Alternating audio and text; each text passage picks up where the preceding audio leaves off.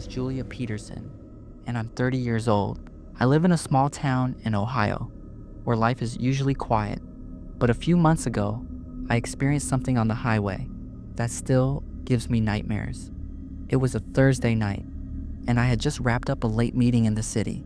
It was past 11 p.m., and the drive home was supposed to take about an hour. I wasn't worried. The roads were familiar, and traffic was almost non-existent at that hour. The only sounds in my car were the low hum of the engine and a playlist of old country songs I like to play during long drives. As I merged onto the highway, I noticed a pair of headlights in my rearview mirror. They were far back, just another car on the road, or so I thought. I didn't pay much attention until I realized those headlights had been following me for quite some time. At first I brushed it off, assuming it was a coincidence. Maybe they were headed to the same town.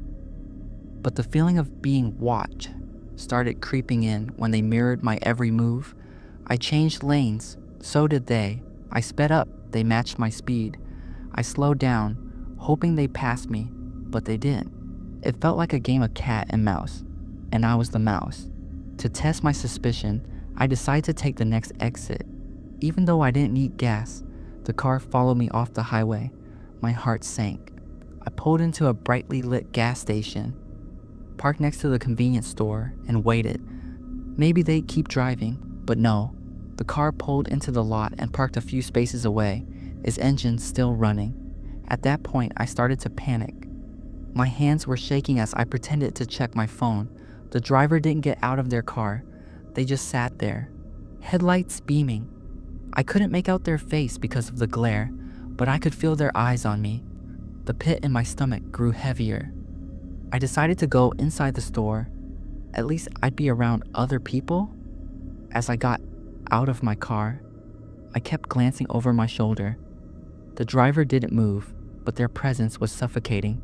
Inside the store, I pretended to browse, trying to collect my thoughts. Should I confront them? Should I ask for help? The clerk, a young guy who looked half asleep, didn't seem like the type who could help in a crisis. After a few minutes, I peeked out the window. The car was still there. My gut told me I had to leave. I couldn't stay trapped in the store all night, so I paid for a bottle of water I didn't need and hurried back to my car. As soon as I pulled back onto the highway, the car followed. This time, I knew it wasn't a coincidence. My breathing became shallow, and my heart felt like it was trying to claw its way out of my chest. I grabbed my phone and dialed 911. 911, what's your emergency? The dispatcher's calm voice was a lifeline. There's a car following me, I stammered. They've been following me for miles. They won't stop. The dispatcher asked for my location and told me to stay on well-lit roads. Drive to the nearest police station, she said. We'll have officers waiting for you. I took a deep breath and focused on driving. The car stayed behind me, its headlights burning into my rear-view mirror. Every time I glanced back, my anxiety spiked. Who were they? What did they want?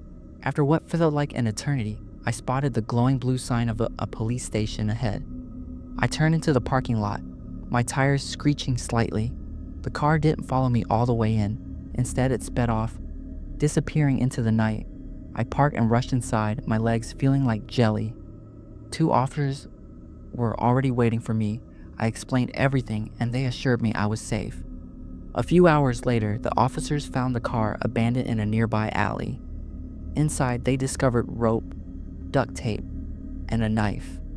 My blood ran cold when they told me. Whoever was following me had sinister plans, and I had narrowly escaped. To this day, I double-check my mirrors whenever I drive at night. The thought of what could have happened still haunts me. I don't know who they were or why they chose me, but I'll never forget that night on the highway. Sometimes the scariest monsters aren't hiding under your bed. They're driving right behind you.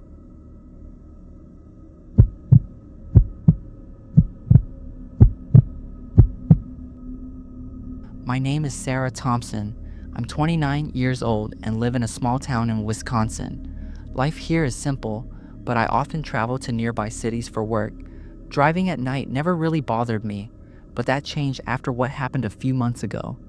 It was a Friday night, and I was heading home after visiting my parents in Green Bay. The highway was unusually quiet, with only the occasional car passing by. The faint glow of my headlights on the empty road was almost hypnotic. I had the radio on, playing softly, but the loneliness of the drive was starting to creep in. About 40 minutes into the drive, I saw something up ahead on the shoulder. As I got closer, I realized it was a person lying on the ground.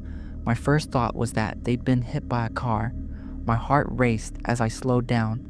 The figure was motionless, sprawled awkwardly, face down on the gravel. I pulled over a safe distance away, leaving my engine running. My hands hover over my phone. Should I get out and help? What if they were seriously hurt? But another thought gnawed at me. What if this was some kind of setup? Stories of roadside traps flashed through my mind. I decided not to take any chances and called 911. The dispatcher asked for details and I explained what I was seeing. "Stay in your car and keep your doors locked," she instructed. "Help is on the way." Minutes felt like hours as I waited. I kept my eyes glued to the figure, but they didn't move. The eerie stillness of the highway made everything feel surreal. My grip on the steering wheel tightened every time I thought I saw a twitch or movement, but it was probably just my imagination. Finally, flashing red and blue lights appeared in my rear-view mirror. A paramedic van pulled up, followed by a police cruiser. I rolled down my window slightly to speak to the officers, who assured me they'd handle it. I watched as two paramedics cautiously approached the man, one kneeling down to check his condition. What happened next was like something out of a nightmare. The man suddenly sprang to life, lunging at the paramedic who had knelt beside him. The other paramedic shouted in alarm, but the man was fast. He grabbed something, maybe a tool or weapon, from the paramedic's belt and swung it wildly before bolting into the woods. I gasped, my hands covering my mouth. The officers chased after him, their flashlights slicing through the darkness. The injured paramedic stumbled back, clutching his arm, but he seemed okay otherwise. I stayed frozen in my car, paralyzed with fear. The dispatcher, still on the line, was asking what was happening, but I couldn't form coherent words. Eventually, one of the officers returned, shaking his head. "He's gone," he told the paramedics. The officer approached my car, his face tense but calm. "You did the right thing by calling us and staying in your vehicle," he said. "That man is a wanted fugitive. He's been luring people into stopping so he can rob them, or worse." The weight of his words sank in. I had been so close to danger, closer than I wanted to admit. My caution had saved me, but the thought of what could have happened if I'd stepped out of my car haunted me. The officers took my statement and reassured me that I wasn't in trouble for leaving the scene earlier. They praised my instincts, but their words didn't make me feel any safer. I drove the rest of the way home with my heart pounding, constantly checking my mirrors even though I knew the man wasn't behind me. The empty highway felt more sinister now, every shadow a potential threat. That night, I couldn't sleep. I kept replaying the moment the man lunged at the paramedic, his speed, his desperation. It was like watching a predator strike. I couldn't shake the feeling that if I'd made a different choice, I could have been his target. The police never caught him. They said he likely fled deeper into the woods and would eventually surface somewhere else. Knowing he was still out there made my skin crawl. Since that night, I've been more cautious than ever.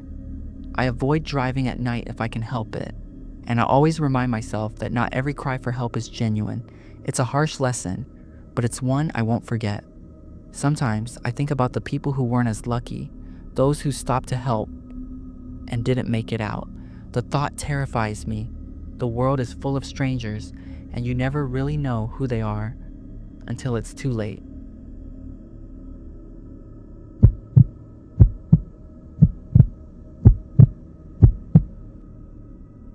My name is Nina Harper. I'm 24 years old and live in a small town in Oregon. I work as a nurse at a local hospital, so my schedule is all over the place.